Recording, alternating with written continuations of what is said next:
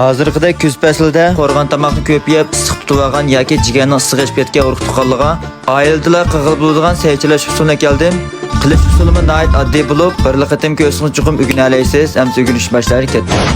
Avval o'zimizning yoqtirish bo'yicha tayyor qilib olgan ko'k o't yoshlarimizni suratdagidek mana shunday qalamchi qilib to'g'rab tayyor qilib olamiz. Ondan ustiga bir qo'shq atrofi tuz to'kib, osti ustini ravrs aralashtirib 20 minut atrofida qo'yib, sayning achchig'ini chiqaramiz. Hamda biz buningga achchiq suv qaynata olaylik. Qozonga ishkichini atrofida suv qo'yib, ustiga achchiq suv qo'yamiz. Ishlatganim bo'lsa, Elnurining yeshil o'lchamidagi haqiqiy 100% saf ochiqni ishlab chiqargan achchiq suvi. Elnuri shirkatimizning bundan boshqana sog'lom bo'lgan non va chamg'ur mahsulotini bog'lab, lozim do'stlarga bashbatisga qarab yasab qo'ydim. Achchiq suvdan bir chini qo'yib, xushbarak materiallarni 5 minut atrofida qaynatib olib, ustiga nihoyat az miqdorda tuz solamiz yoki solmasak bo'ladi.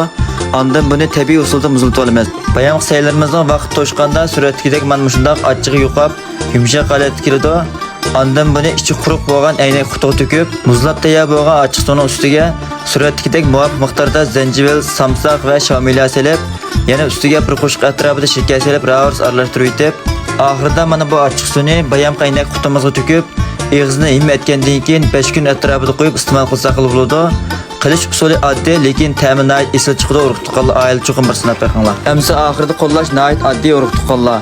Haqsiz yurakdan birni bilsa, piyonlar rayoniga gullarni ko'plab yo'llab qo'ysanglar, buningdan ortiq qo'llash bo'lmaydi. Kelar seni ko'rishaylik, xayr xo'sh.